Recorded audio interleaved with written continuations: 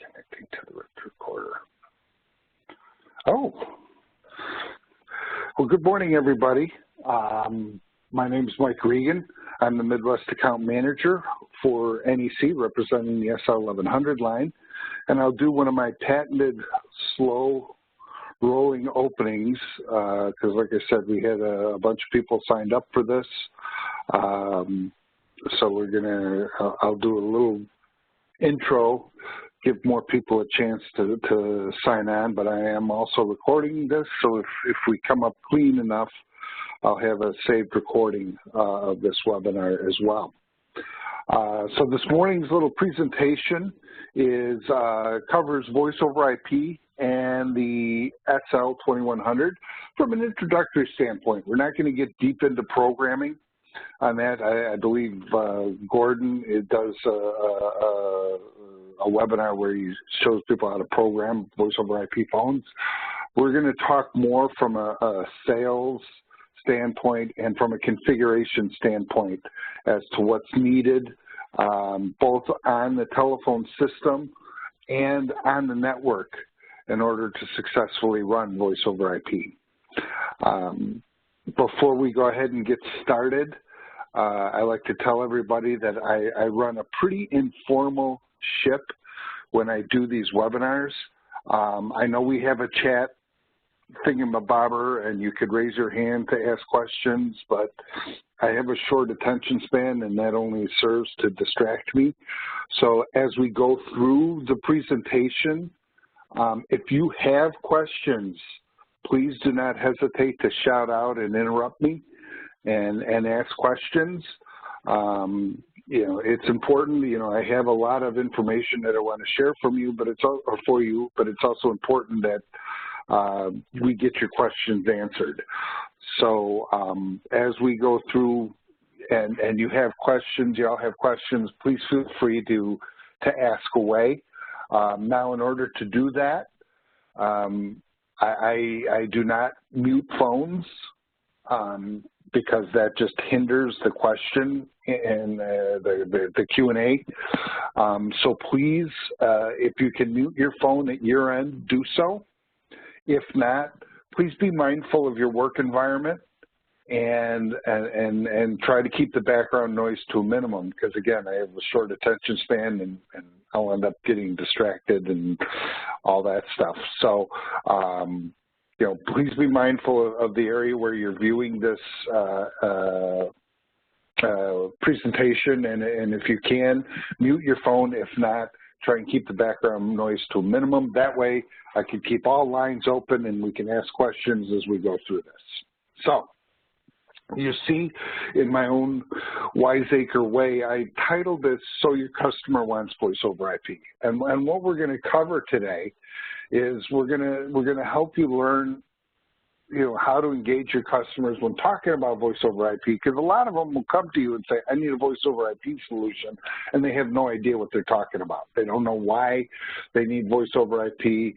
They just think they need voice over IP. So we're going to help you recognize when that makes sense for your customer and maybe when it doesn't make sense from the customer. And as I mentioned, we're going to show you what it takes to integrate voice over IP on the SL2100 system, as well as what we're looking for from a network standpoint in terms of their network infrastructure in order to successfully run voice over IP. Because the network requirements for voice over IP are a little bit different than the network requirements for, you know, just to run a regular old data network.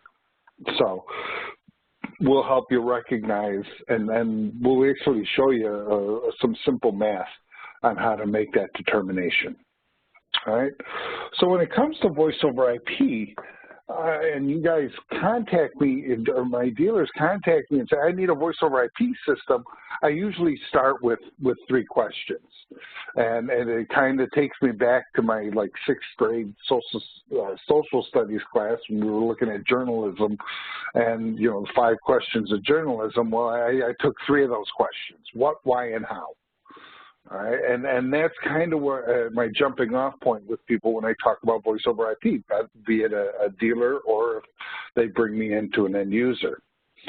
So what what is the customer's interpretation of voice over IP? Because voice over IP is this huge elephant that can mean many different things. So it's in terms of when your customer comes to you and says, I need a voice over IP solution. Hey, that's all well and good. What do you mean by that? All right, and you can see there's a lot of different interpretations of voice over IP. Are they looking for voice over IP services? Are they looking for cloud services? We have a lot of these AAS as a service. So, are they looking for communications as a service or cloud as a service? Voice as a service, software as a service. UCAS is Unified Communications as a service, and there's many, many more. Are they a network operating center? Are they looking for off-premise extensions? Are they looking to bring their own device? Are they looking to network solutions together? We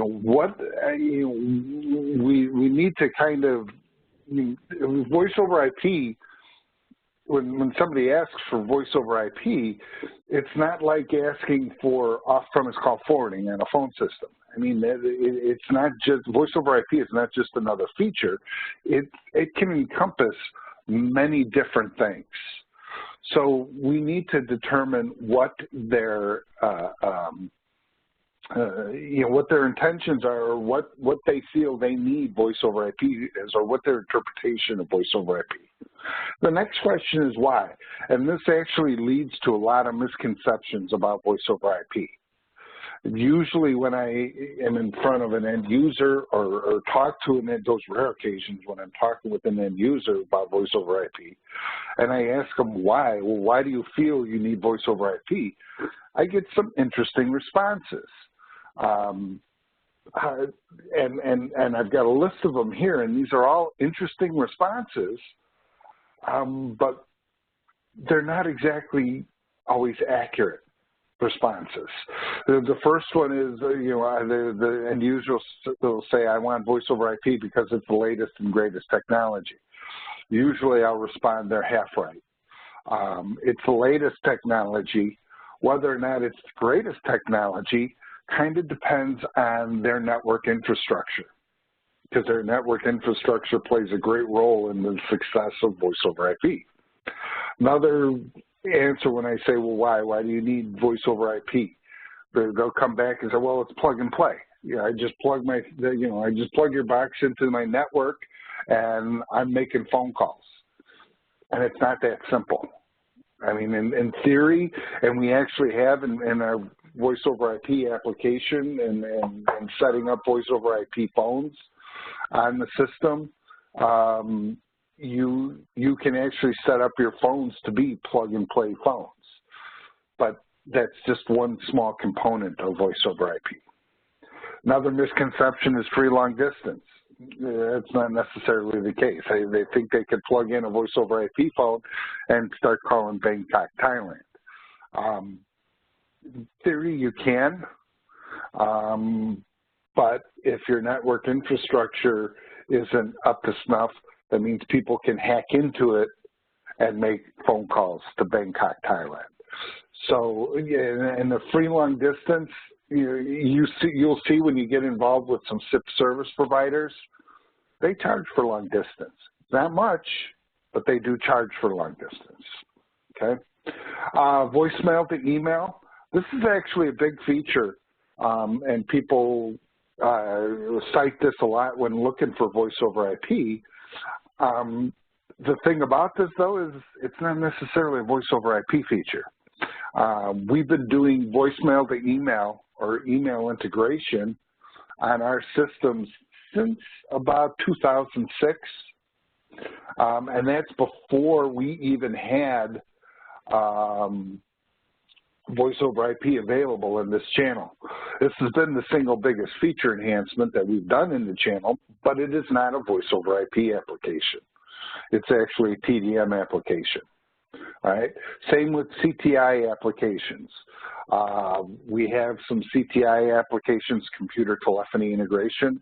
Does not necessarily require the system be a voice over IP solution. all right? And the last one is one of the primary drivers to voice over IP out there. It's because the last person that was in here quoting me a phone system told me I needed voice over IP without explaining the benefits and that and everything that goes along with voice over IP. All right, so you take a look at that, and that then leads to how. I'm like, all right, well then how are you going to utilize your phone system? Do you have remote users, teleworkers? You know, are you having workers with multiple workstations? All right, are you looking to utilize soft phones?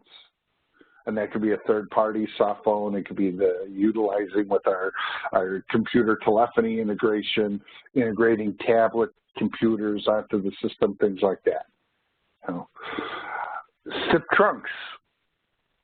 Are they looking to do voice over IP lines or voice over IP trunks on the system?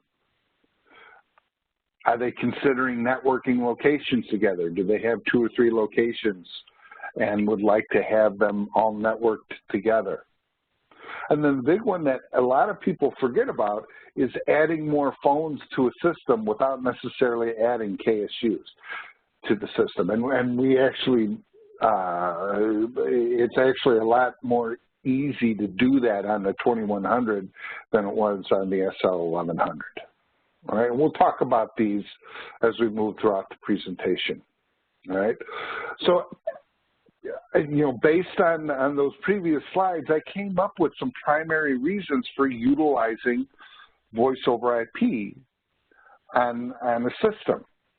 You know, and there's other reasons for doing that, but these are kind of like the jumping off point as to determining whether or not voice over IP makes sense for a customer. First one is remote users, off-premise extensions, okay? Are they going to have people who work from home or teleworkers, people in their home office? They're a good candidate for voice over IP. DIDs without using PRI. You can do that with SIP trunking.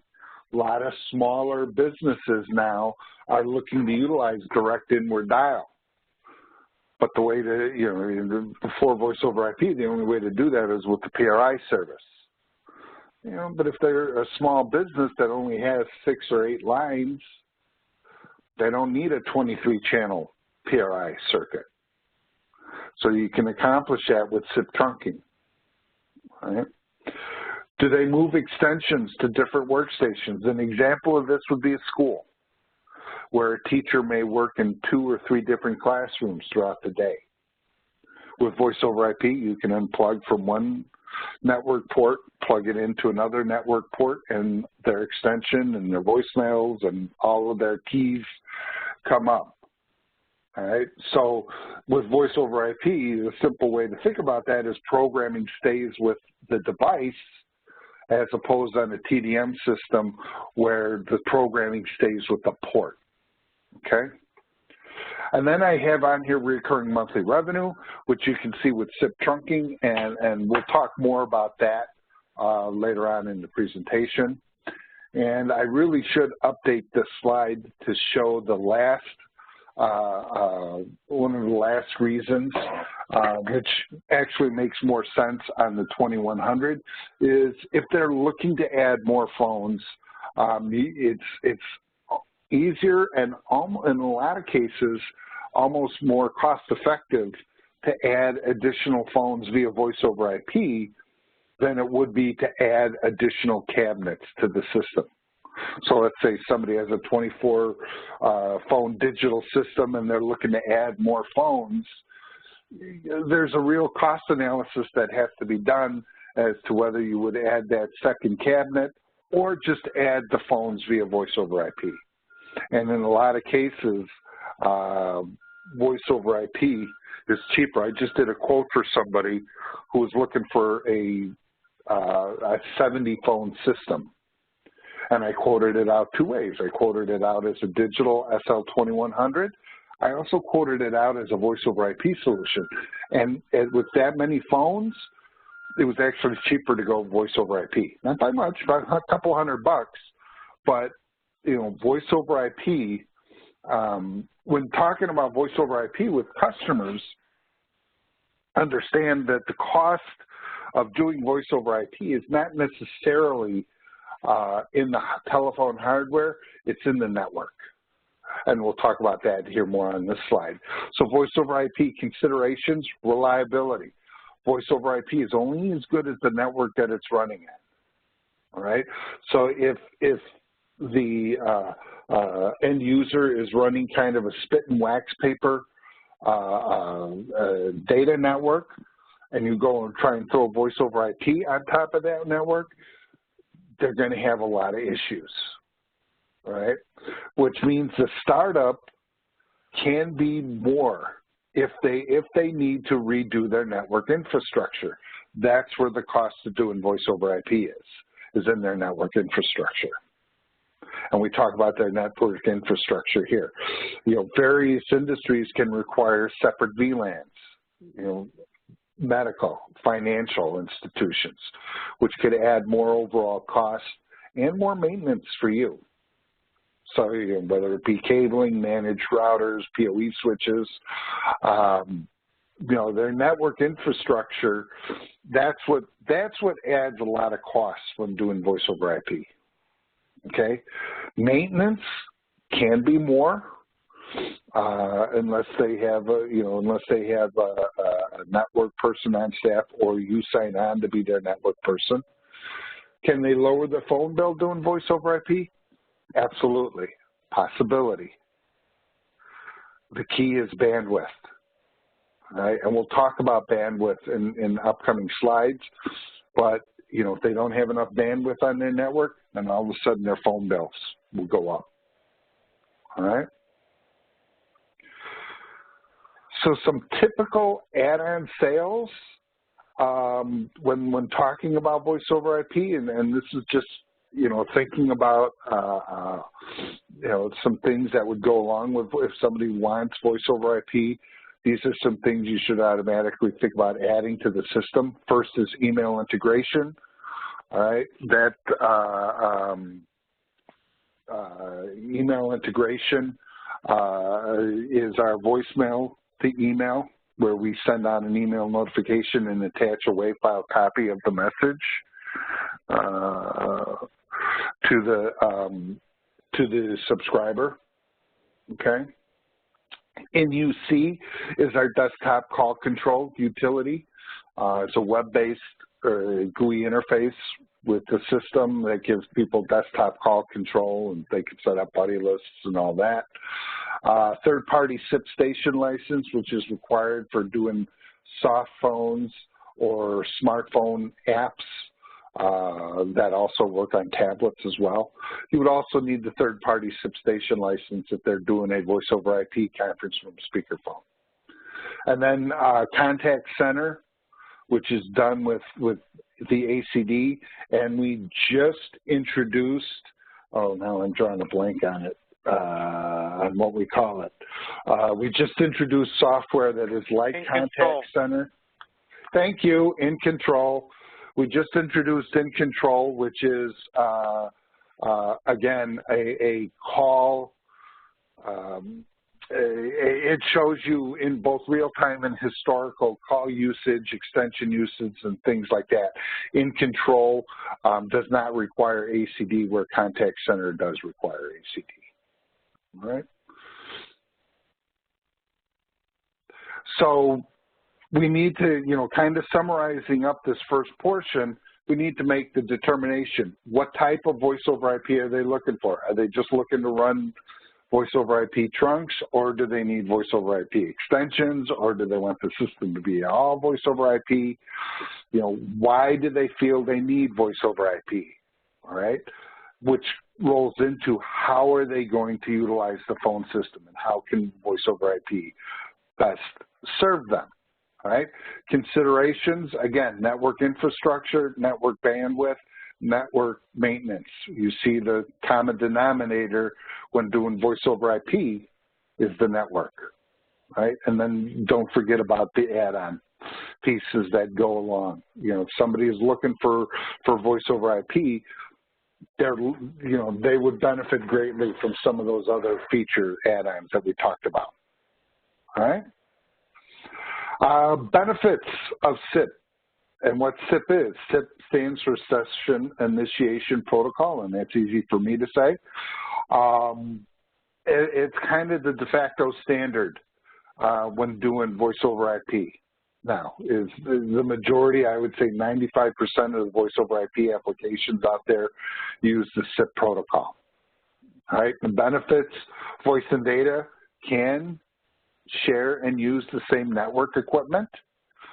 You can get optimum utilization of bandwidth, provided they have enough bandwidth, and we'll again show you how to do those calculations. You reduce the need for copper lines, reduce toll or long distance charges, and we're starting to see the beginning of integrating all communication devices in voice, data, and video, bringing it all in on one network. But again, the key to all that is the bandwidth, all right? And this just shows you SIP is an IETF standard, and it's kind of a loosely held standard in terms of everybody does SIP a little bit differently. But I've shown you the OSI model here. The SIP protocol is designed to run independent of the transport layer, so it kind of fits, in between the session and transport layer. It can run on the TCP protocol, the UDP protocol, or the SCTP protocol. And I just point that out. If you're not familiar with doing voice over IP, you'll get used to TCP, UDP, or SCTP in our programming. And we have areas in the programming where you can make adjustments. All right. Benefits of utilizing SIP or voice over IP on with our NEC system. NEC allows for the ability to both utilize copper and SIP trunks, so we are a converged system. We can run analog trunks, digital trunks, and voice over IP trunks simultaneously or independent of one another. NEC, the SL2100 or the SL series allows for the ability to use both digital and SIP extensions, and I would actually throw in analog extensions on there. So what we mean, or the advantages of these first two bullet points, is say somebody wants to run SIP trunks on their system. That does not mean they need to run all voice over IP phones on their system, and vice versa. If somebody wants to run or needs to run voice over IP phones on their system, that does not mean they have to run SIP trunks on their system. So you have some versatility and flexibility when it comes to voice over IP, right? And that's the difference. A lot of voice over IP systems out there, read hosted, you're running SIP trunks and you have to run voice over IP phones. But when you do customer premise equipment, if you're running SIP trunks, you can run all digital extensions on the system, or you can run all voice over IP extensions, or you can have a mix. So you have some flexibility in terms of how you deploy the solution when you use customer premise equipment, okay? And the cool part about that is we're maintaining all the features and functionalities of the telephone system, especially a digital key telephone system. All right. A lot of times there's stories out there with Cisco, people spending, hundreds of thousands of dollars upgrading to a Cisco solution, and then come to find out they can't do any paging because the voice over IP and paging doesn't always play nice together. The fact that we're a converged switch allows for us to, even if you're running voice over IP extensions, you'll still have access to paging. Okay. And as I mentioned, digital IP and IP phones, as well as analog phones, will have access to SIP trunking. We try and make it easy to program voice over IP extensions as well as SIP trunks. We'll talk about this as we move later in the presentation, the way you can adjust codecs for bandwidth settings. And with voice over IP, it's actually easier to manage MAC work. Because remember, programming stays with the device and not with the port. All right. Integrating SIP on the 2100 is actually really easy. All right. And I start off with this slide to point out that we have more voice over IP channels available on the SL2100 than we did on the 1100. You have you can have a total of 128 voice over IP resources on the system. So now this gives us the ability to do more of a pure voice over IP solution if we want, or if the customer requires. Lower monthly bills by doing so. You can reduce the overhead to single box connection at that point. Gives you some greater flexibility and the ability to do virtual numbers and things like that. Okay, so the big thing about this, and the example I give with this is, if somebody contacted me on the SL1100 and say, hey, I got somebody looking to run, you know, I don't know, 18 or 20 SIP trunks, and they run 50 or 60 voice over IP telephones on the 1100, when they called me about that, I would look for ways to talk them out of voice over IP. Because on the 1100, I only had 32 resources available to me to do voice over IP. On the 2100, I have 128 resources. Now if somebody comes to me and says, hey, they're looking at, you know, doing 12, 18, 24 SIP trunks, and they want to do 60 voice over IP phones, I'm like, knock yourselves out, have at it. Because we have enough resources available to the system to do that. All right? So as long as their network infrastructure will support it, you're good to go. The example I gave earlier, somebody has an SL2100 with 24 digital phones on that. Those of you familiar with the 2100, that's one cabinet kind of maxed out in terms of the number of digital phones. And they need to add more phones, right? At that point, there has to be a cost analysis done, or you have to do, and you just have to do simple math to see, well, is it better for me to add another cabinet to add those 2 extensions, or is it better for them if we just utilize the built-in voice over IP ports on the cabinet and add 2 more phones via voice over IP? Right? So now voice over IP, growing the system almost becomes easier with voice over IP than adding another cabinet just to run digital phones. But again, the key to that is their network, right? So how do we do voice over IP? How do we integrate? As I kind of mentioned, the SL2100 CPU has 8 voice over IP ports built into it, standard. So there's 8 resources built into the cabinet so that you can utilize as for voice over IP phones, for SIP trunks, wherever. And there's also an optional voice over IP daughter board, optional expansion daughter board, but we're talking primarily here voice over IP. So the big feature, and for the purposes of our discussion today, is there's 8 voice over IP ports built into the CPU standard. All right? But what if they need more? Then we have our voice over IP daughter board. Voice over IP daughter board adds 8 additional voice over IP ports. Then the voice over IP daughter board Ethernet connection becomes the primary Ethernet connection on the system. And once this daughter board is installed, you now have 16 resources. All right?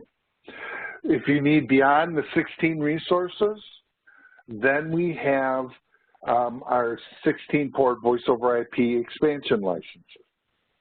And you can increase the number of resources in increments of 16 via these licenses, up to a maximum of 128. All right. These resources support SIP trunks with an additional license. We do have a SIP trunk license. They'll support SIP voice over IP telephones. They'll support networking of multiple locations. They'll support, the resources will support our U-Mobility app. All right? Make sense? All right, and this slide, I'm not going to go through this slide. This will be a good time for me to mention that I have all you guys' email addresses. I will be sending this presentation out. But this just shows you how, depending on the number of channels, what needs to be added to the system. So if they only need 8 resources, you got it on your CPU. If they need more than 8, up to 16, then you add your daughter board. Anything beyond the 16 channels, then you add your licenses accordingly, okay?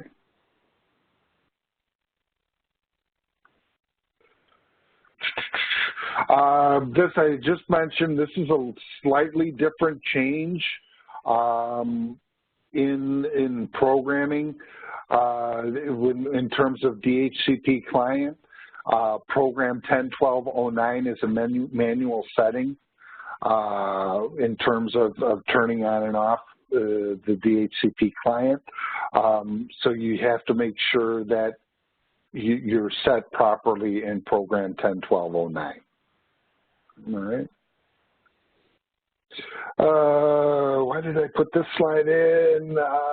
The site was going to use IP devices.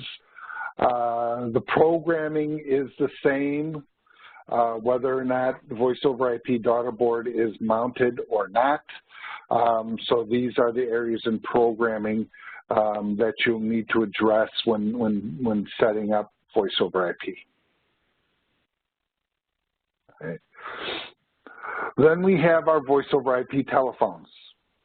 Okay, this is our voice over IP telephone for the SL2100. You'll notice we went back to the large display. All right, so we have our 8 buttons up here. This is also a DESI-less phone. All right, so your 8 buttons up here represent your DESI labels. So whatever you have programmed in will show up on your screen, and then you have a scroll button. So these 8 buttons are really 32 buttons. So you have 4 pages of programmable buttons. And then you still have your 3-line display down here with your soft keys to navigate your way through the phone. All right, this is a backlit phone. All right, so the display is backlit. It's also a full duplex speakerphone. What is not shown on here is this is also a gigabit phone. So this phone, the voice over IP phone on the SL2100 is a gigabit Ethernet phone. All right, your cost on this is $160. Right, I think it's $160. Let me just take a quick check on that. I can't remember if it's 160 or if it's 150. So, and again, full duplex speakerphone, backlit display, and it runs gigabit Ethernet, and your cost on that phone is $160. Okay? This next slide just shows a different, kind of a front angle. You have your 4, programmable feature, or your 4 keys that have already been programmed, speaker hold, and then your menu button or your cursor to move through the menu. All right.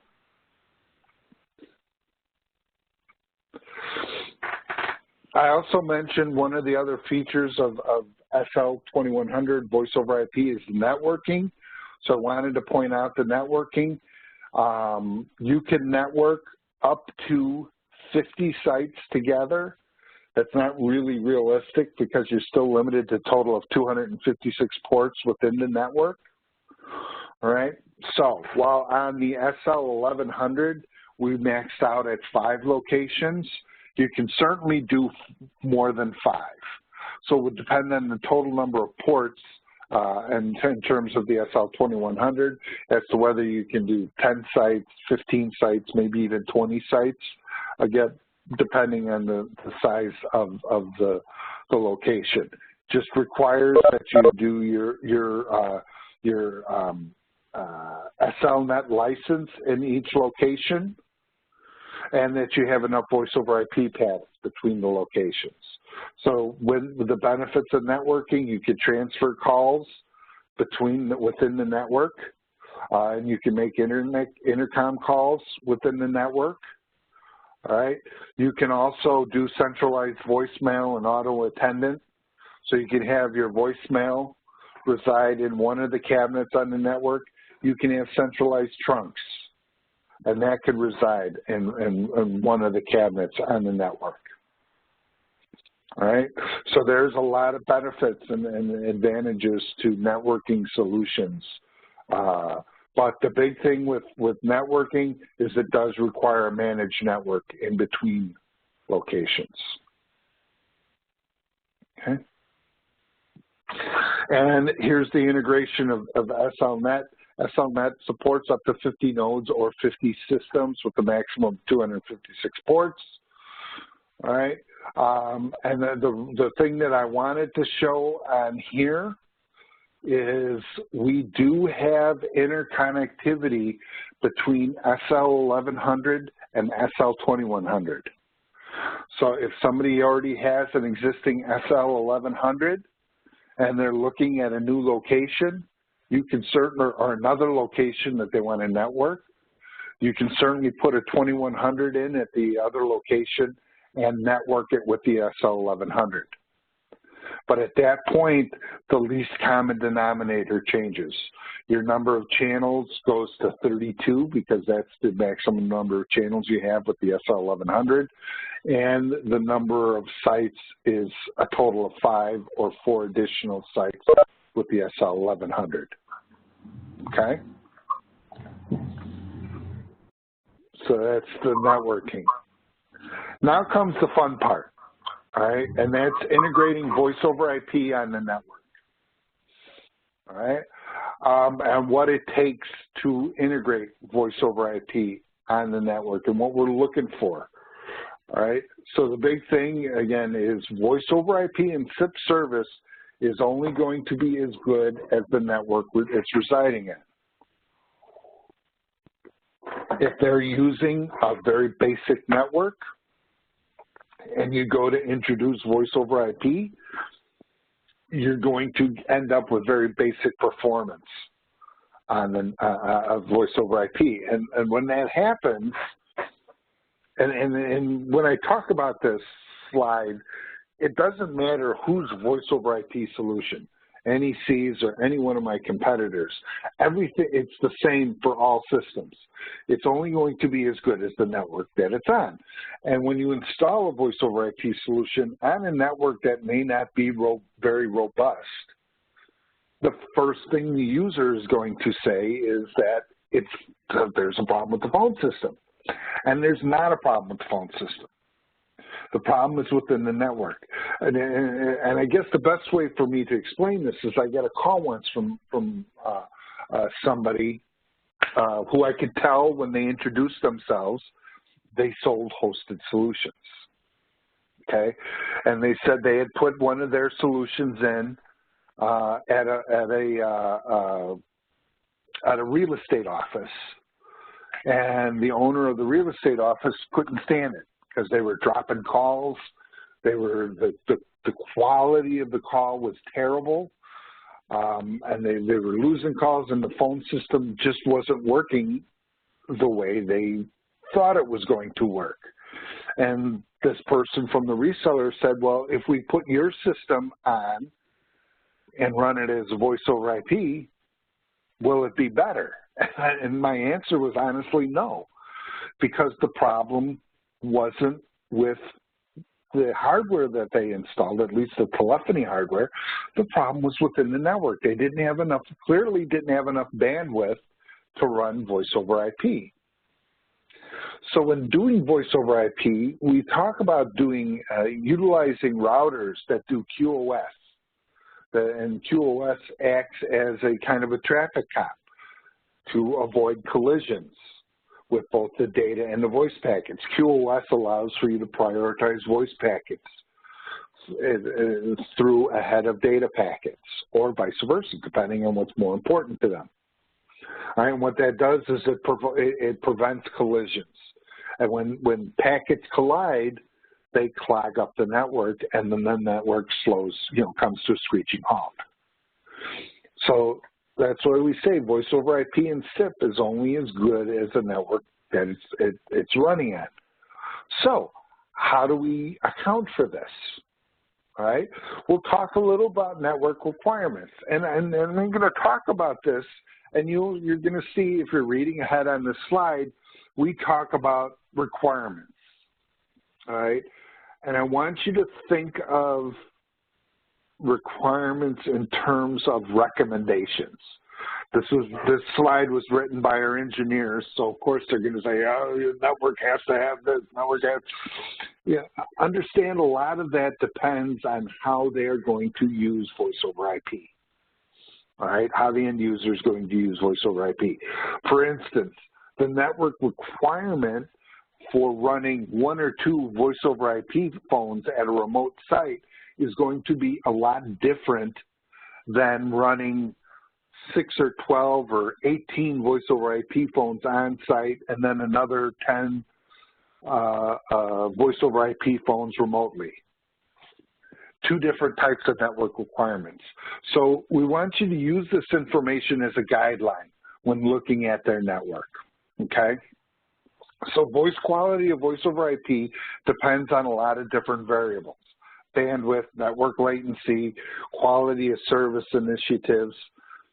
All of those initiatives are controlled by either the internet service provider or the network, usually the network, okay? Not the SL2100. Therefore, NEC recommends connecting the SL2100 to a fully managed data network with quality of service implemented. Again, depends on how they're going to utilize voice over IP as to whether you do need a managed network or not. All right. For a network to be suitable for voice over IP, it must pass the following requirements. And I'm going to read these requirements to you. Again, I'm a telephony guy, not a network guy, so a lot of I may be reading this to you in Latin. All right. But one-way RTP delay must not exceed 150 milliseconds. Packet loss must not exceed 1%. Data switches must be manageable. I would like to change that to data switches should be manageable. Okay, depending again on how they're utilizing voice over IP. No half duplex equipment installed anywhere within the network, and we're talking about half duplex network here. All right, routers must provide QoS. Again, we should change that to should provide QoS. Again, depends on bandwidth and how they're going to use voice over IP. And adequate bandwidth must be available for the estimated voice over IP traffic. Let's show you how to do those calculations. All right. First is a table here that shows you bandwidth with voice over IP calls, based on the codecs. Codec stands for compression, decompression. Okay. By default, our voice over IP telephones run the G.711 codec, which at a 30 millisecond packet frame size means they require 79.5 kilobits per second of bandwidth. All right, and you see we have other codecs here that have some different bandwidths. Right, this is our default setting right here. Okay, so what does that mean? Let's do an example. And we're going to go back again, since I already went back to 6th grade for social studies. Now we're going to go back to 6th grade for math, and we're going to do ourselves a good old-fashioned story problem here. all right? And again, this was written by an engineer, for an NEC engineer, this slide. It's also using old information.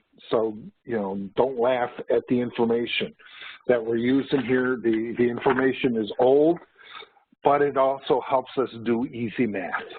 So we'll cite an example where the customer has a DSL connection that has 5 megabit downstream and 512 kilobits upstream, right? And when you talk to your customers, they'll, you know, and you ask them, well, how much bandwidth do you have on the network? And they'll say, oh, we got plenty. We got 5 megabit. I got 10 megabit. I've got a gig. But all of that stuff is their download speed. The important number for us is what the upload speed is. You know, it's like what we're learning about blood pressure now. You know, the important number in blood pressure is not necessarily your upper number, it's that bottom number. And it's the same here with voice over IP. You know, the downstream speed or the download speed for voice over IP, we don't concern ourselves with. What we concern ourselves with is the upstream or their upload speed. Okay? So in this example, we're using an older example where we have 512 kilobits upstream. So if you're doing voice over IP and you're using the default setting at G.711 at a 30 millisecond packet frame, remember that's 79.5 kilobits per second, at that size, only 6 calls can be made simultaneously. Anything over the 6 calls, you're going to start to see some degradation in the sound, in the quality of the call. They'll get choppy. You may start dropping calls. And also the note here, this is a best case scenario. We're not taking into consideration any data traffic. So if they're heavier on the data traffic, then it's possible that only 4 or 5 calls will be made simultaneously using this G.711 codec. All right? How did we get to that? The upstream bandwidth is 512 kilobits per second. G.711 at 30 millisecond packet size uses 79.5 kilobits per second. 6 times 79.5 is 477 kilobits per second.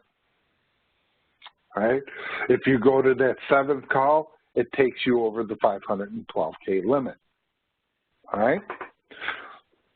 This may not necessarily be a bad thing, though, because let's say they only have 4 lines coming into the system. Well, at that point, only 4 phones can be making calls simultaneous anyway. So then, in this scenario, with the 512 kilobits upstream, you know, maybe they'll have plenty of bandwidth. But if they don't, if there's a possibility that more of these phones will be in use, then we have to, you know, the end user is going to have to make a choice here. And there's 2 ways to fix it. First way is to purchase more bandwidth from your internet service provider. Right? That drives their monthly cost up. Second way of doing that is we can adjust the codec on the phones. So if the customer would like to make more than 6 calls without purchasing more bandwidth, they can adjust the system codec. But the warning here is, you know, what happens when you start adjusting the compression and the decompression? What happens is the sound quality can change on the call. Sometimes it's perceptible, sometimes it's imperceptible. You know, where we live in a cellular phone world where we're used to various phone qualities depending on where we're at in regards to the cell phone tower. Right? It's the same thing with voice over IP. All right? So if we're going to change the codec, then we have to prepare the end user, hey, this can have an impact on the voice quality. You can sound a little more tinnier or a little more echoey. All right, but again, you may adjust the codec and it's like, I don't notice any difference. You know, so but you have to set that bar when talking about that with your customers. So for example, you can change the system codec to now use the G.729 codec, which is, and again, using the 30 millisecond packet frame. Now each call will use 23.5 kilobits per second. At that codec, you will now be able to do up to 21 calls. All right, policy allows for 512 kilobits per second. G.729 codec uses 23.5 kilobits per second. 21 times 23.5, 493.5 kilobits per second. You're underneath the threshold. All right, so this is an example of how you do that math. But again, it depends on how many lines they have coming into the system to determine how many phones, how many IP phones can be utilized simultaneously. Because remember, or not remember, we didn't talk about this. If you're using IP phones on the same LAN, when they do an internet call, or when they do an intercom call to one another, that's peer-to-peer calling. So they're not using a resource and in essence, not using any bandwidth. All right, so again, that goes back to that slide where I showed you, hey, maybe it makes more sense now in a larger application to do more voice over IP phones. All right, because now you're not utilizing any bandwidth when you're doing intercom calls between IP phones within the LAN. All right, so when doing these calculations, you have to take all that stuff into account. First off, how much data are they using? You know, do they rely heavily on data? Are they doing a lot of research on their data network?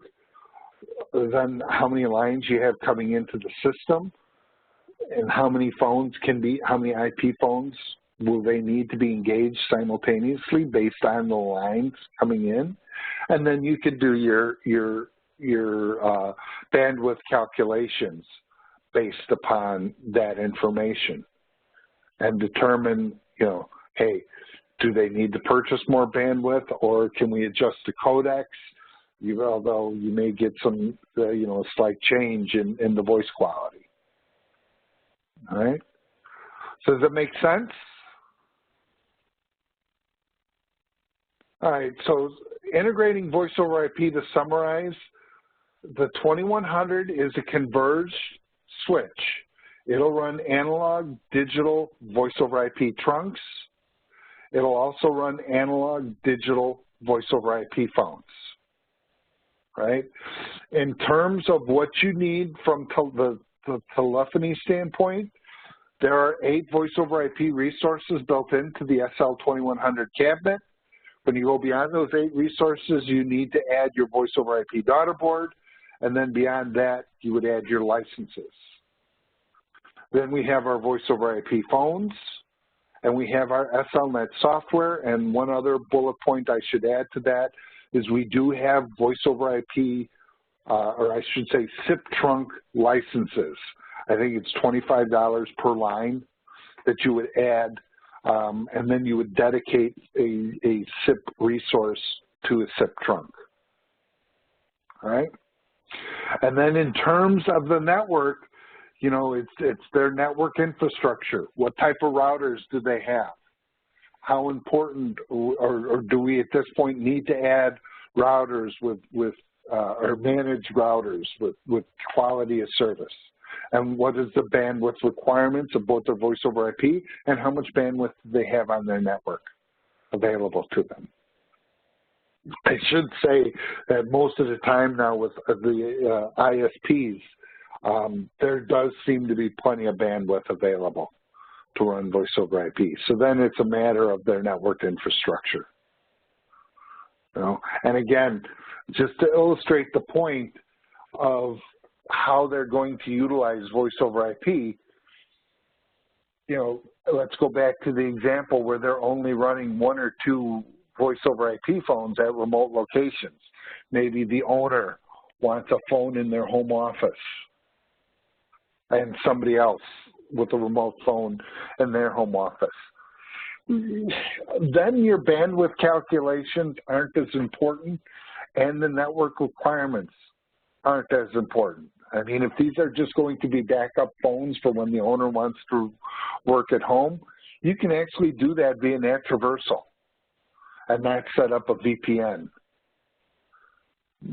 back to the main system. So again, all of this stuff with network and bandwidth depends on how they're looking to utilize voice over IP on the system.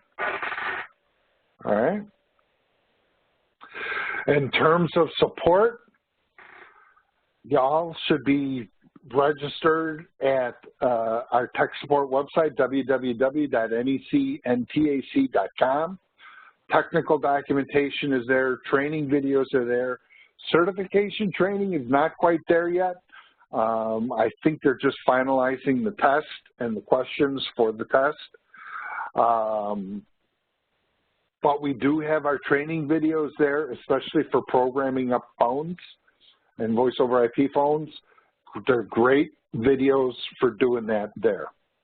Wireshark, if you are going to be doing voice over IP and looking to do more voice over IP, you need to become familiar with the Wireshark application or the Wireshark software.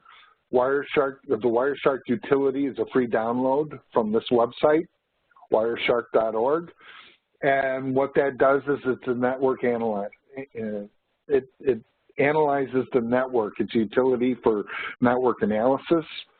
When you talk to tech support for troubleshooting on voice over IP, they're going to ask you for 2 things. They're going to ask you for a copy of the programming database, and they're going to ask you for a Wireshark run for where you're having trouble. All right, so you need to become familiar with Wireshark. Another utility to become familiar with is Boson Utilities.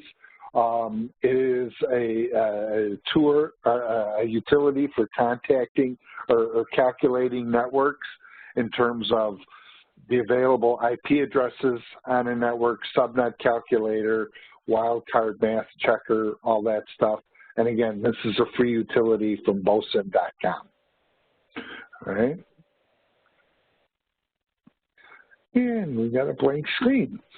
So with that kind of wraps up what I wanted to talk about.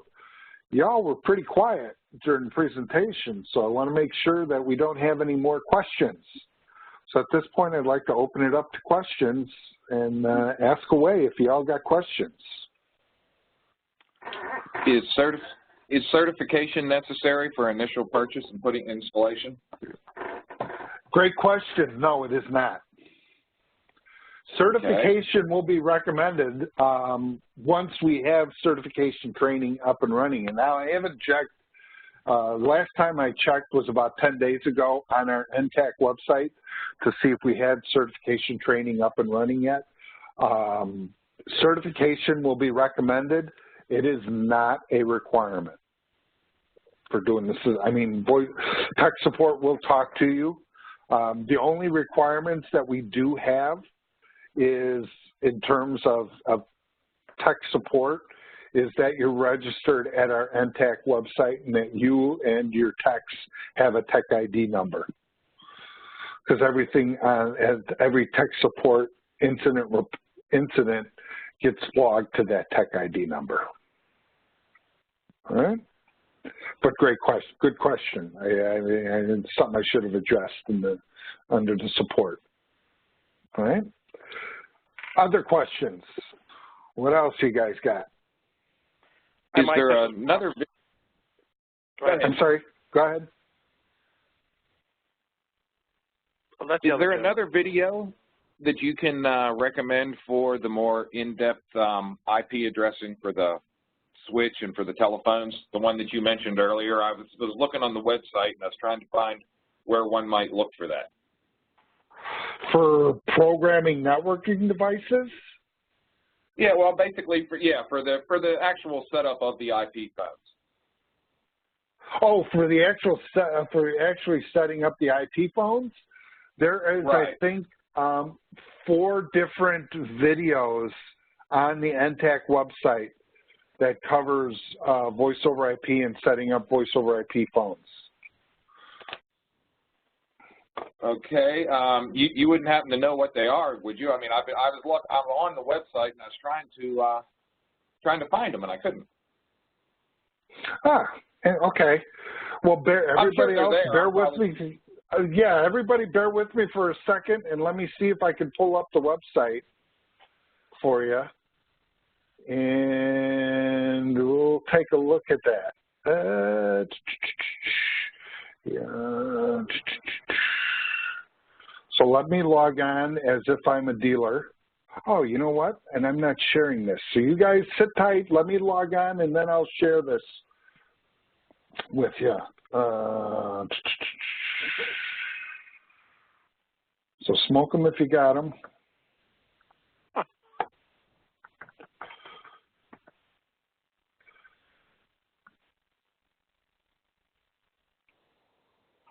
Okay. So let me, meeting info, that's not what I want, that's not what I want, this is what I want. I want to share my screen.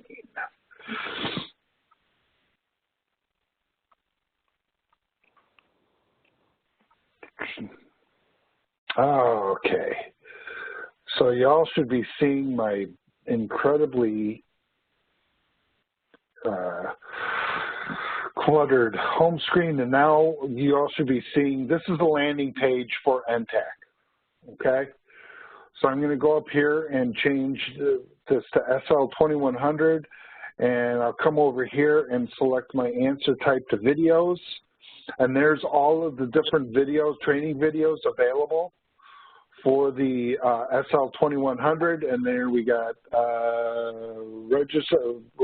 training video 14 is registering a local IP telephone. Oh, I thought there was 4. I guess it's just the training video 14 is for programming up and registering IP telephones. Okay. I believe I've been told that before, and I was trying to find that booger and couldn't find it. Yeah, the easiest way when looking for anything on our website, and admittedly, this NTAC website has so much information on it that it can be tricky to find it. Utilize these drop-down menus.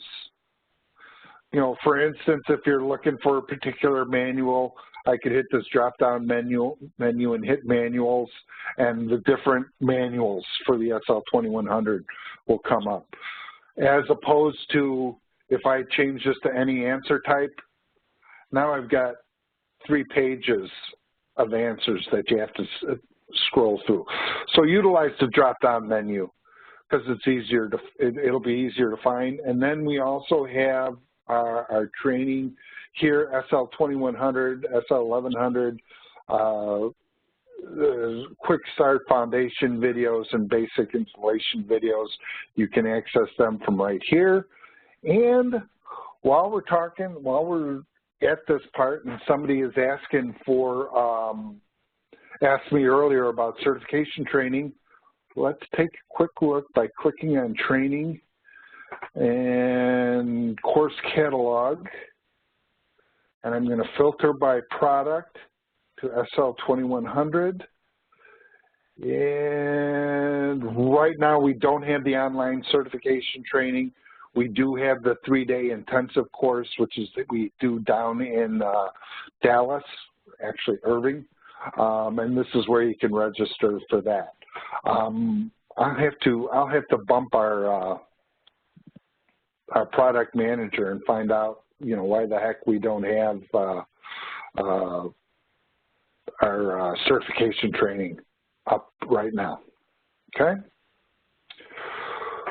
So, all right. So now I'm back to the presentation. Any other questions? Hopefully that helped, and I didn't go through that too fast, but hopefully that helped for you and trying to find information on the NTAC website. What other questions do y'all have? Hi, Mike. This is Ron from Phone World. Ron from Phone World. What's going on?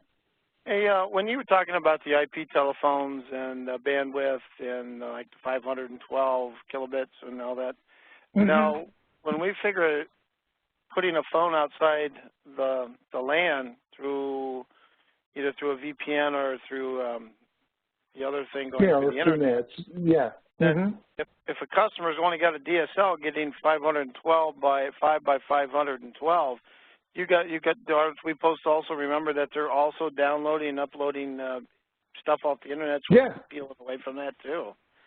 So that's absolutely a scenario. Yeah, you got to take into consideration how much they are utilizing, you know, how much bandwidth they're utilizing on their data network. Absolutely.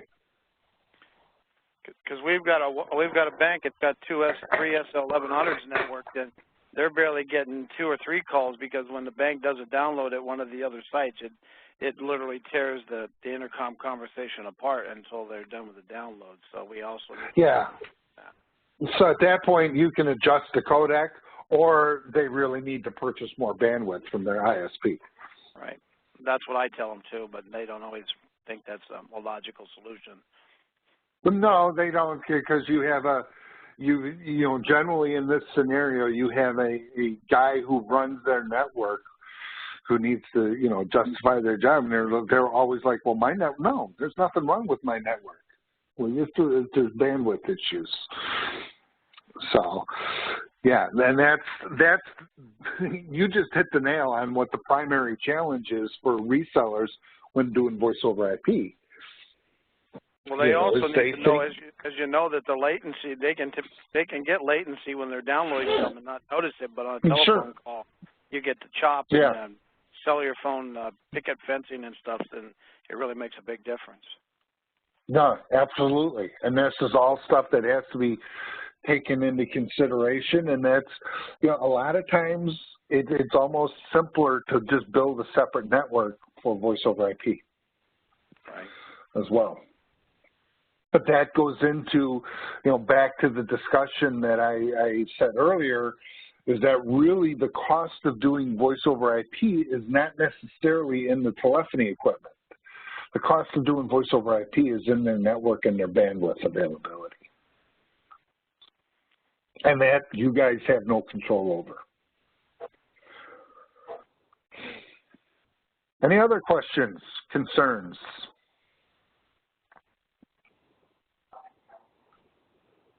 Questions going once, twice. All right, guys, I appreciate your time and your participation. Hopefully this was helpful for you. I did record this, so if you would like a copy of the recording, give me a day or two to clean it up, and you know, just drop me an email note, and I'll be happy to send that out. And I will be sending out a copy of the PowerPoint presentation just so you have this information about the calculations for the network and all that stuff available to you. All right? So with that, I thank you all, and go out and sell some SL2100s.